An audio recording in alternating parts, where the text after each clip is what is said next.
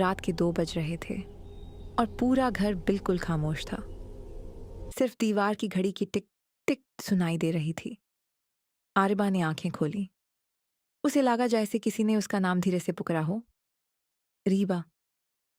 उसने झट से उठकर रूम का लाइट ऑन किया, लेकिन कोई नहीं था। शायद ख्वाब था, उसने खुद को तसल्ली दी। फिर उसकी नज़र कमरे के कोने में पड़ी, जहां एक पुरानी कुर्सी रखी थी। कुर्सी हल्की हल्की हिल रही थी, जैसे अभी कोई उस पर से उठा हो। अरीबा का दिल जोर से धड़कने लगा। ये कैसे हो सकता है? उसने हिम्मत करके कुर्सी के पास जाकर देखा। कुर्सी रुक चुकी थी। तभी उसके पीछे से फिर आवाज आई, तुम मुझे देख क्यों नहीं रही?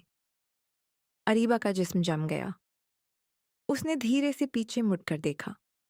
कुछ भी नहीं, लेकिन उसके कान के बिल्कुल करीब किसी की ठंडी सांस महसूस हुई। वो चीख उठी और भागकर अपनी माँ के कमरे की तरफ गई, लेकिन दरवाजा बंद था। अम्मी, दरवाजा खोलो! वो जोर जोर से दरवाजा पीटने लगी। अंदर से हल्की सी आवाज आई, अरीबा, मैं यहां हूं। उसने चैन की सांस ली। अम्मी जल्दी खोलो! दरवाजा धीरे से खुला और जो उसने देखा, उसका खून जम गया। अंदर उसकी माँ बेड पर सो रही थी, लेकिन दरवाजा खोलने वाली उसकी माँ नहीं थी।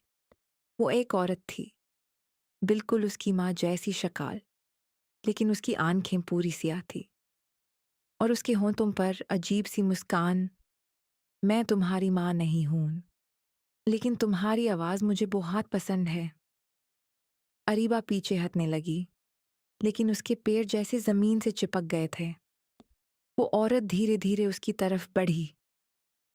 आज रात तुम मेरे साथ चलोगी। अरीबा चीखना चाहती थी, लेकिन आवाज ही नहीं निकाल रही थी। फिर अचानक सब कुछ अंधेरा हो गया। सुबह जब घर वालों ने देखा, अरीबा अपने कमरे में थी, जिंदा लेकिन चुप।